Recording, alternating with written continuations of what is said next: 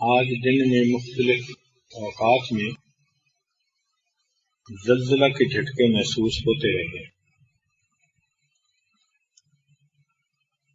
اس زلزلے کا جو مرکز تھا اس کو ایپی سینٹر کہتے ہیں انگلش میں، ایپی سینٹر۔ یہ ایپی سینٹر کشمیر میں تھا، جو پاکستان اور ہندوستان کے درمیان بارڈر لائن ہے اس کے قریب تھا، اسلام آباد سے 50 میل کے فاصلے۔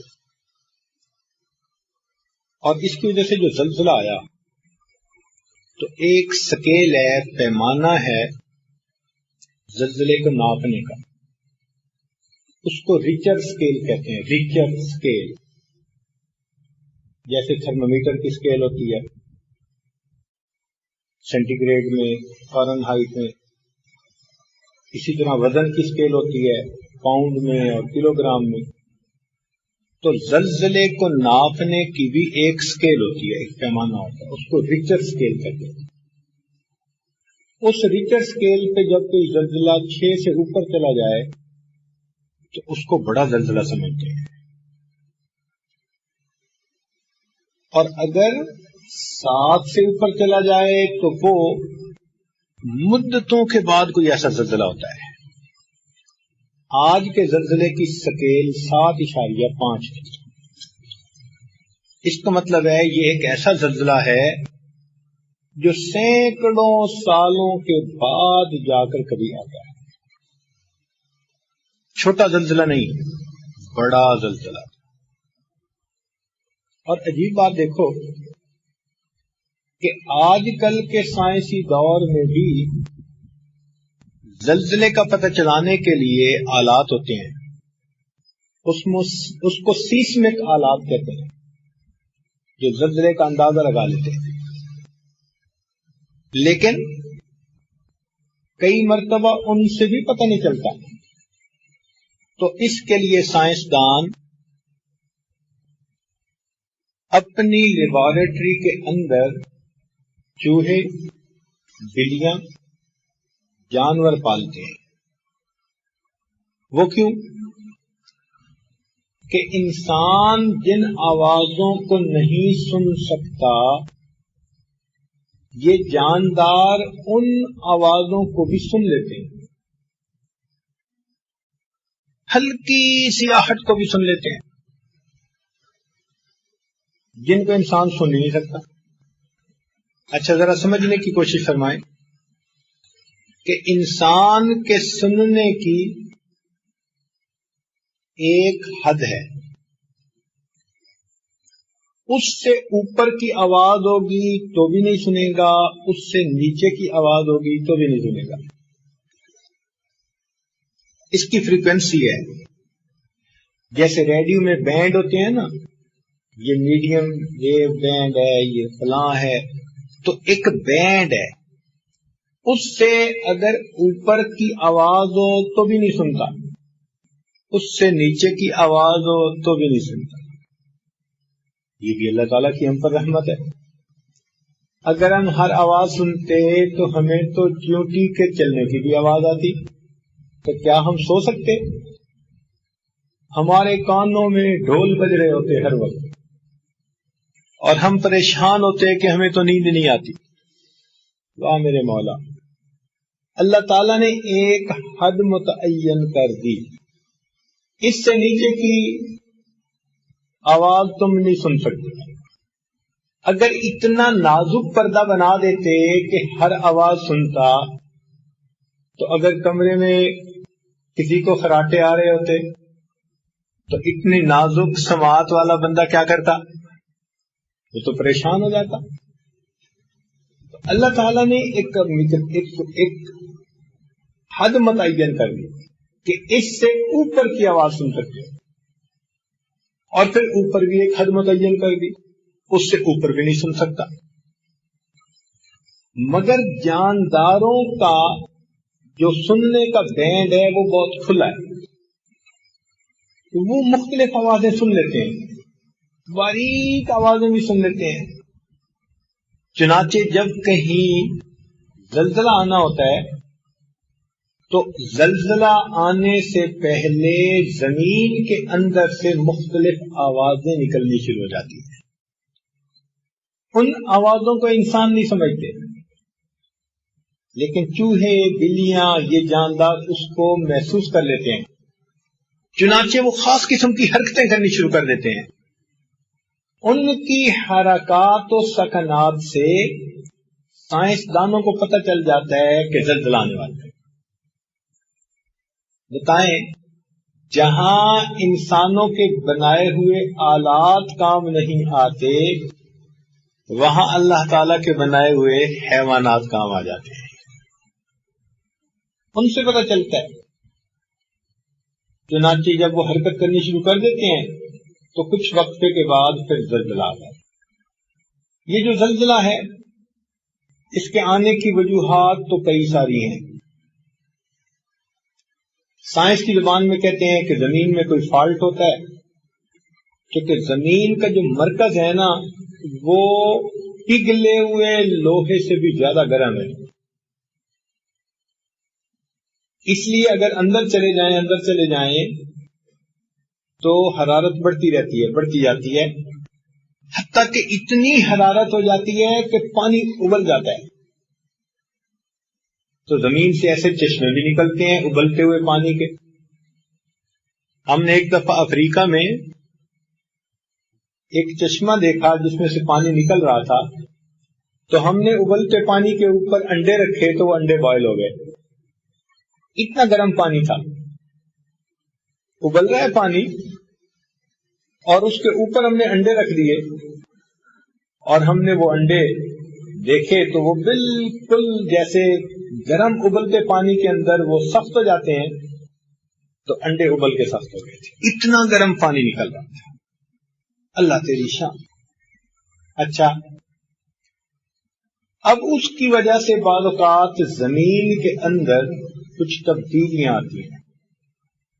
وہ زمین کے اندر کی تبدیلی جب ظاہر ہوتی ہے نا تو زمین کے اندر حرکت آتی ہے، اور اس حرکت کی وجہ سے انسانوں کے بنائے ہوئے مکان وہ درختوں کی طرح جھولنا شروع کر دیتے ہیں. چنانچہ 1993 میں مجھے ایک زلزلہ دیکھنے کا موقع ملا امریکہ میں. ان کی ایک ریاست ہے کیلیفورنیا، وہاں پہ وہ زلزلہ آیا،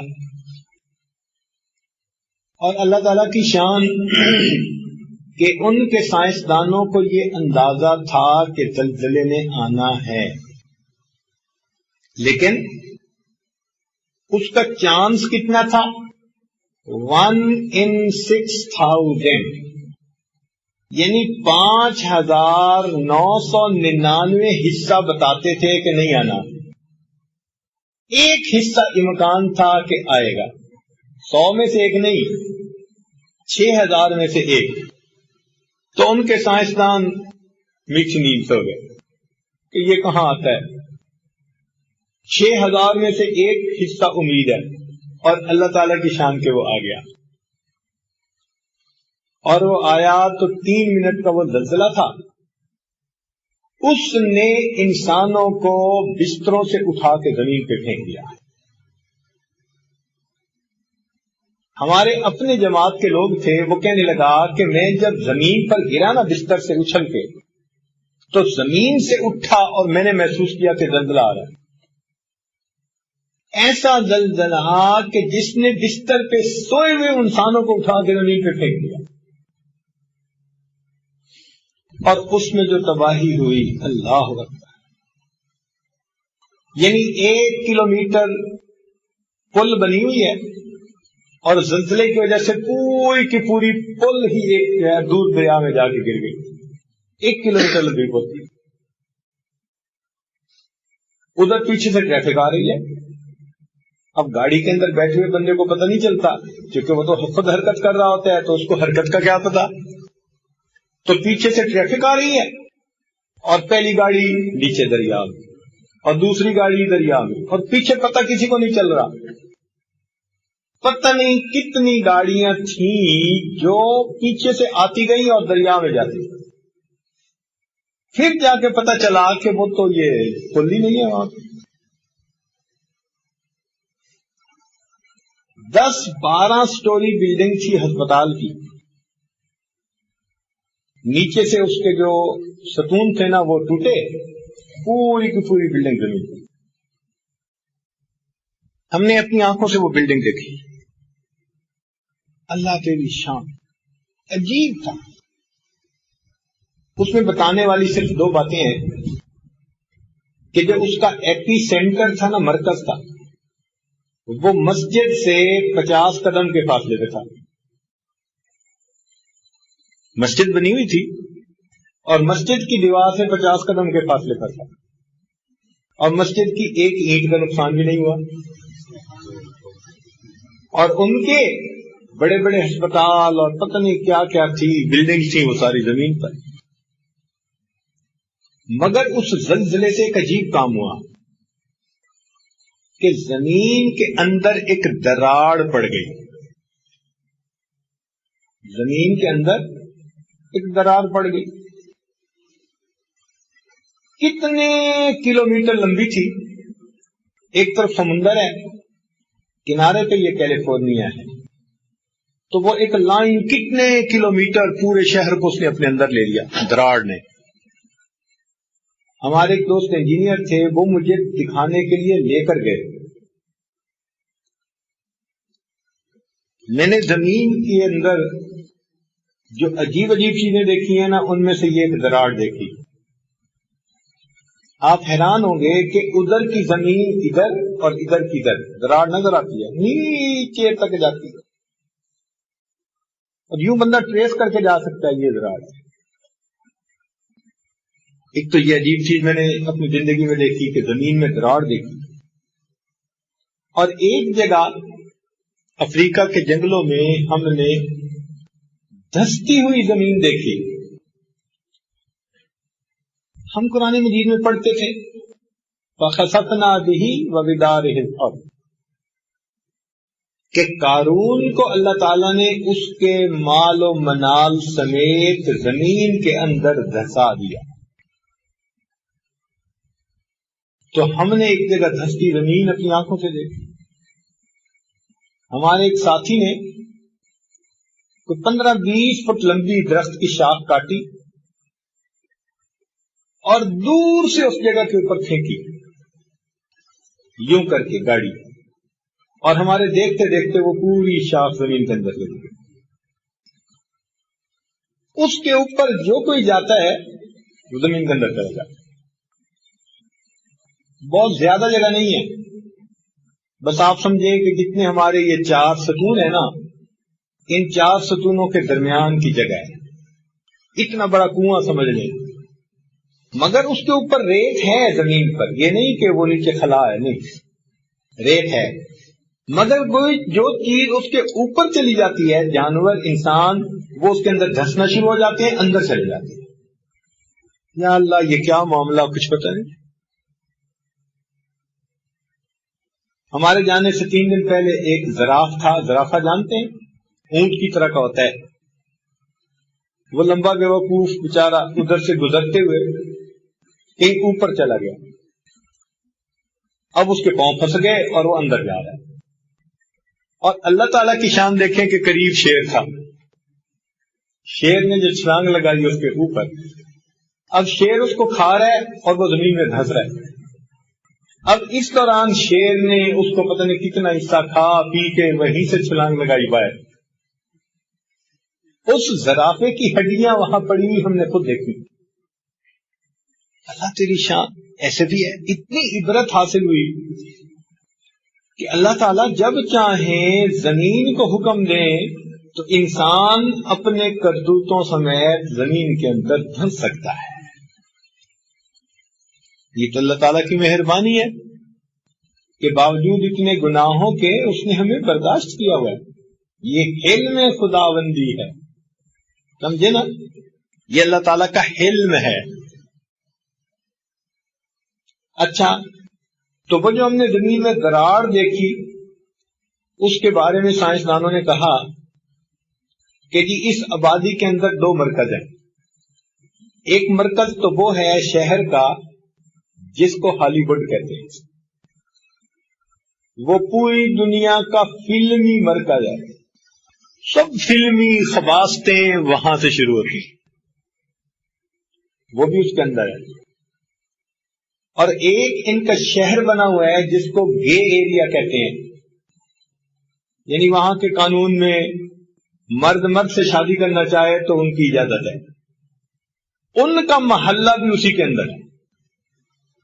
ان دونوں محلوں کو اس زمین نے، اس نے لائن نے اپنی لپیٹ میں لے لیا ہوا ہے. اور وہ کہتے ہیں کہ اب ایک زلزلہ اور آنا ہے، آئے کب یہ نہیں پتا کسی کو. اس کا نام انہوں نے رکھا ہوا ہے بگ ون، بڑا زلزلہ. کہتے ہیں کہ جب وہ زلزلہ آئے گا نا، یہ دونوں شہر پورے کے پورے سمندر کے اندر چلے. پہلی قوموں میں بھی ایسا ہوا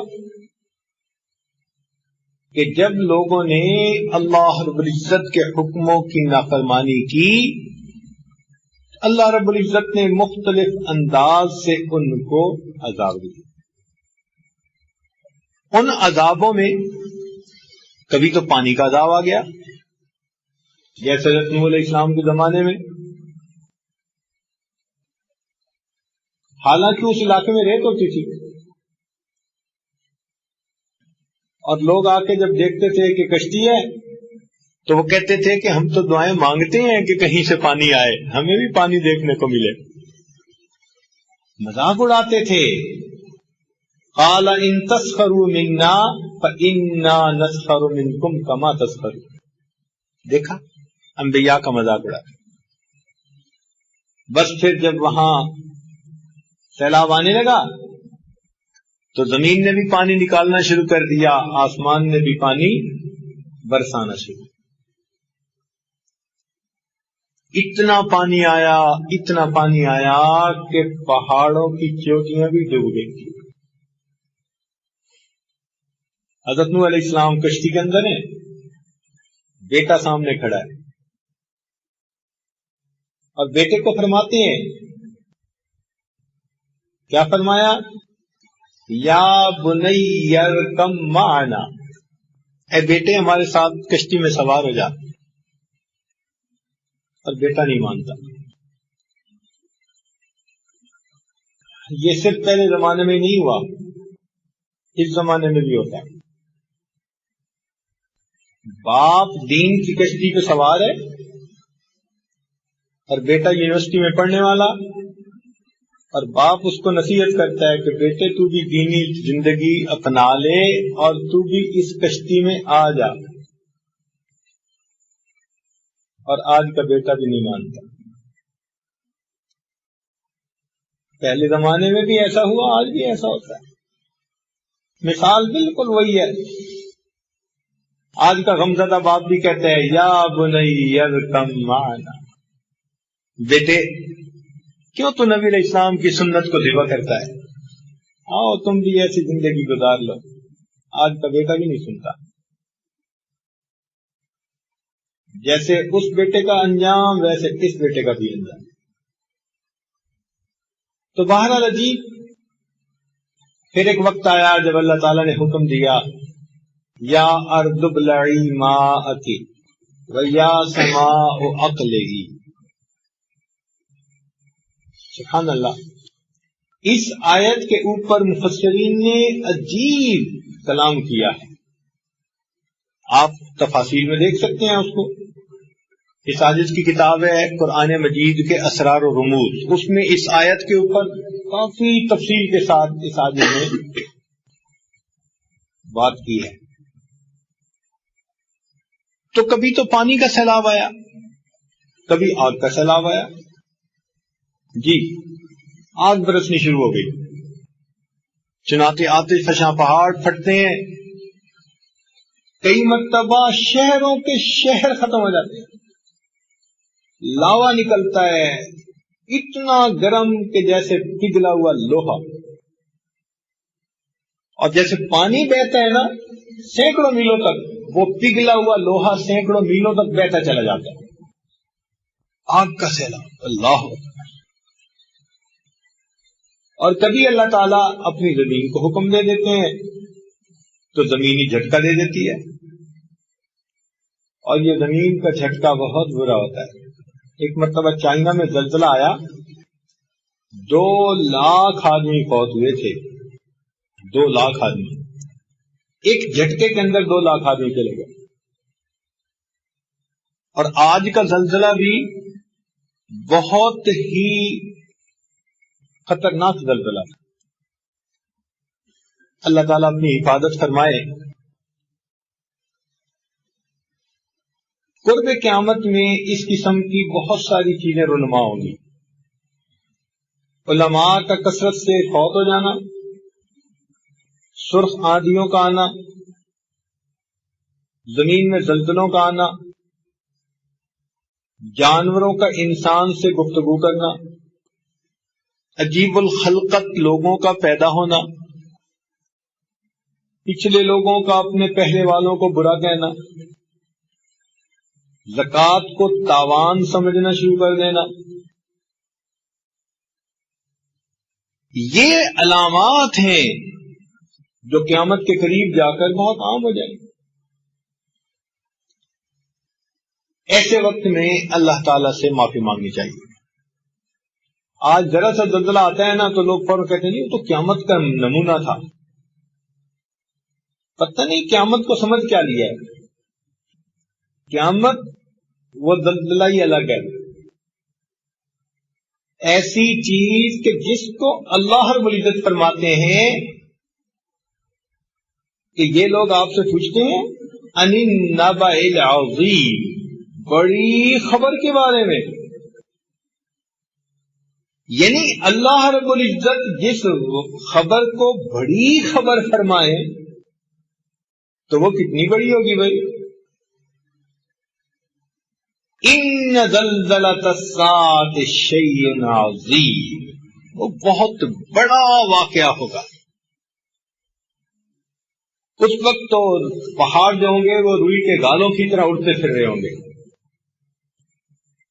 زمین اپنے اندر جو کچھ ہے سب کچھ نکال دے گی.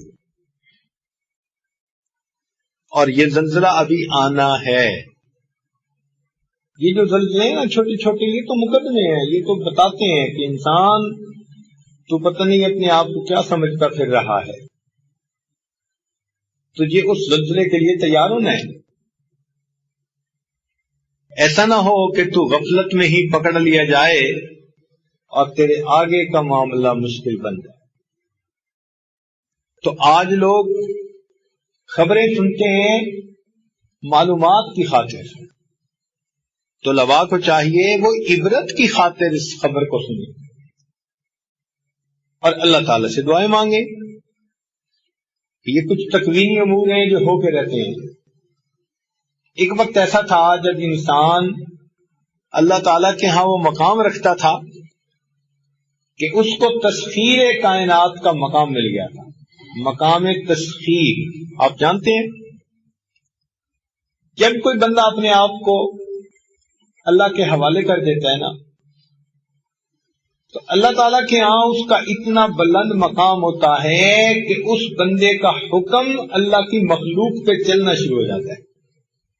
اس کو اللہ تعالیٰ فرماتے ہیں وَسَخَّرَ لَكُم مَا فِي السَّمَاوَاتِ وَمَا فِي الْأَرْضِ، زمین و آسمان کے اندر جو کچھ بھی ہے ہم نے تمہارے لیے مسخر کر دیا. یہ مقام تسخیر صحابہ کو نصیب تھا. زمین میں زلزلہ آیا، سیدنا عمر رضی اللہ عنہ نے ایڑی ماری اور سنایا زمین کیوں ہلتی ہے، کیا عمر نے تیرے اوپر عدل قائم نہیں کیا؟ اور زلزلہ میں رک جاتا. ایک طرف سے آگ نکلی، سیدنا عمر رضی اللہ عنہ نے تمیم رضی اللہ عنہ کو بھیجا کہ آپ جائیں اس آگ کو واپس بھیجیں. انہوں نے 2 رکعت نفل پڑھے اور اپنے رومال کو کوڑے کی طرح بنا لیا، اور جیسے جانور کو کوڑا مارتے ہیں وہ آگ کو کوڑا مار رہے تھے اور آگ پیچھے ہٹتی ہٹتی جس پہاڑ سے نکلی تھی وہیں واپس آ گئی. عمر رضی اللہ عنہ نے اپنا خط بھیجا اور دریائے نیل نہیں چلتا تھا، اللہ کی شان اسے چلنا شروع کر دیا. اتنا بڑا دریائے نیل دیکھ کے حیرت ہوتی ہے. مجھے ایک مرتبہ دریائے نیل کے کنارے کھڑے ہونے کا موقع ملا. میں بہت حیران ہو کے اس کے پانی کو دیکھ رہا تھا. کیا وقت ہوگا کہ جب پانی تھا ہی نہیں اور آج اتنا پانی کہ سنبھلتا نہیں. کمرلانو ایک حکم دیتے ہیں یا ساریت الجبل، اور ان کا حکم ہوا سینکڑوں میل دور تک پہنچا دیتے ہیں. ایک صحابی افریقہ کے جنگلوں میں کہتے ہیں کہ اے جانوروں، آج جنگل کو خالی کر دو، یہاں محمد صلی اللہ علیہ وسلم کے غلاموں کا بسیرا ہے. شیر بھی خالی کر رہے ہیں تو چیتا بھی خالی کر رہا ہے، تو سب خالی کر کے جا رہے ہیں. صرف اس واقعے کو دیکھ کر قوم بربر کلمہ پڑھ کر مسلمان ہو جاتی ہے. تو ایک وقت تھا کہ مومن کا حکم زمین پہ چلتا تھا، ہوا پہ چلتا تھا، پانی پہ چلتا تھا، جانوروں پہ چلتا تھا. آج تو مومن کا حکم اپنے آپ پہ بھی نہیں چلتا، اور یہی اصل میں برائی کی بنیاد ہے کہ اپنے نفس کو کھلا چھوڑ دیا. اللہ تعالیٰ نے اس سے وہ سب نعمتیں واپس لے لی.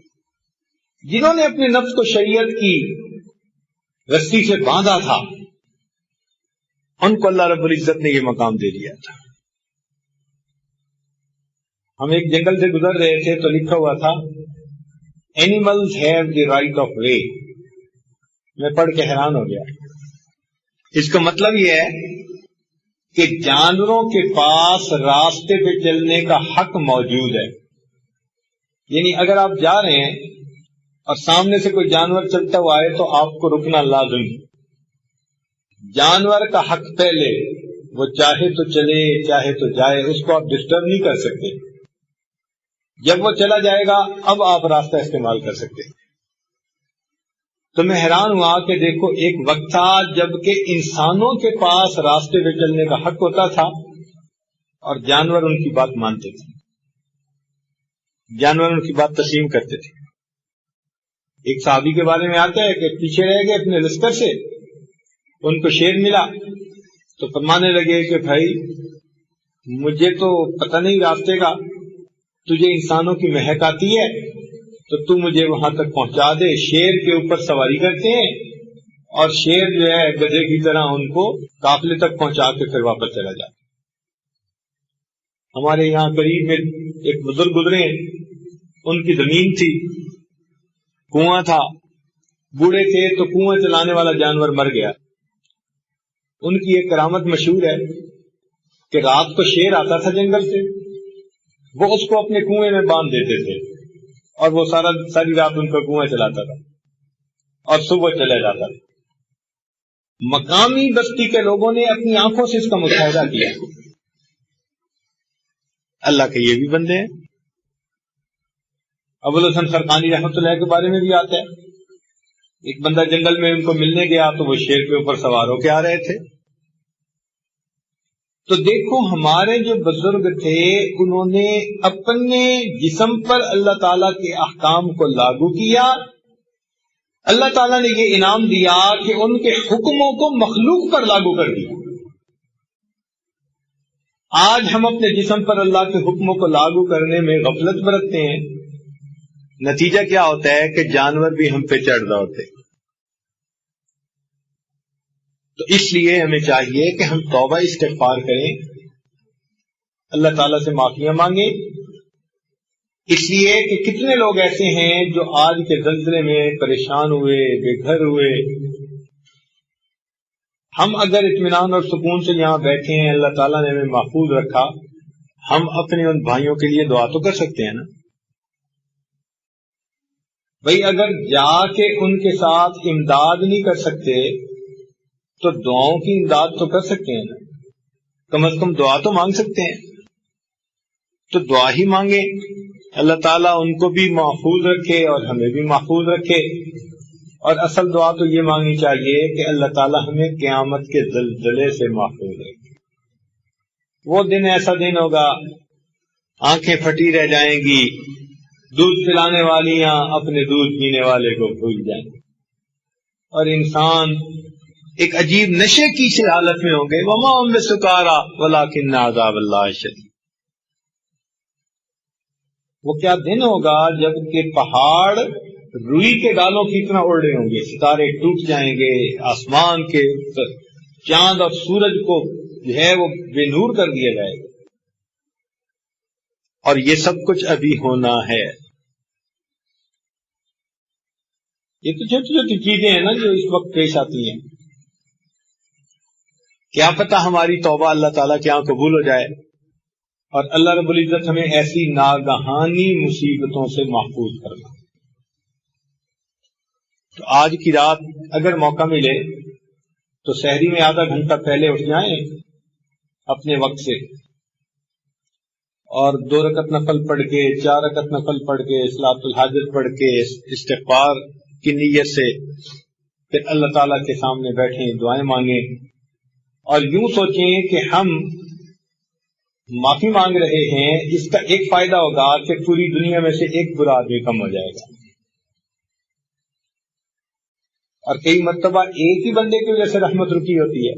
وہ بنی اسرائیل میں جب بارش نہیں ہوتی تھی تو حضرت موسیٰ علیہ السلام کو بتایا گیا کہ ایک بندہ ہے جو 40 سال سے ہمارے ساتھ جنگ کر رہا ہے، لڑائی کر رہا ہے، نافرمانی کر رہا ہے۔ ایک بندے کی وجہ سے پوری قوم سے بارش کو روک دیا گیا تھا۔ کئی مرتبہ ایک بندے کے گناہ کی وجہ سے پوری بستی کے اوپر عذاب آتا ہے۔ تو بھئی ہم اگر توبہ کریں گے تو جو ہمارے گناہوں کا وبال ہے وہ تو ختم ہوگا نا، تو کیا پتہ اللہ تعالیٰ ایسی رحمت بھیجے کہ لوگوں سے یہ مصیبت ٹل جائے۔ اس لیے ایسے موقع پر رجوع اللہ، متوجہ اللہ کی ہونے کی ضرورت ہوتی ہے۔ حدیث پاک میں آتا ہے صحابہ کرام کے زمانے میں جب ذرا آندھی آتی تھی نا یا ہوا تیز چلتی تھی تو صحابہ کرام کہتے ہیں کہ نبی علیہ السلام کے چہرہ انور کے اوپر خوف کے آثار ہوتے تھے۔ کبھی آپ گھر اور کبھی مسجد، کبھی گھر کبھی مسجد نماز پڑھتے تھے۔ ہم پوچھتے تھے کہ اللہ کے نبی آپ پہ اتنا خوف کیوں طاری؟ اللہ تعالیٰ کے محبوب صلی اللہ علیہ وسلم فرماتے تھے پہلی امتوں پہ بھی اسی طرح جو ہے وہ بادل آئے اور ہوا آئی اور انہوں نے اس کو معمول کی کاروائی سمجھا، مگر ان بادلوں میں سے ان کے اوپر پتھروں کی بارش کر دی۔ تو دیکھو ان مقدس ہستیوں کے چہروں پہ زردی آ جاتی تھی، اور آج ہمارا کیا حال ہے، کیسی ہماری زندگی ہے، اور ہم ٹس سے مس بھی نہیں ہوتے۔ تو اس لیے سچی توبہ آج کی رات کر لیجیے، اللہ تعالیٰ سے معافی مانگ لیجیے۔ رب کریم ہمیں اس دنیا میں اپنے عذابوں سے محفوظ فرمائے، سچی توبہ کو ہماری قبول فرمائے، اور جیسے اللہ تعالیٰ چاہتے ہیں ہمیں ایسا بننے کی توفیق عطا فرمائے۔ ہم ایسے بنے کہ اپنے اللہ کو پسند آ جائیں۔ سمجھے؟ کیسے بنے؟ ایسے بنے کہ اللہ رب العزت کو پسند آ جائے۔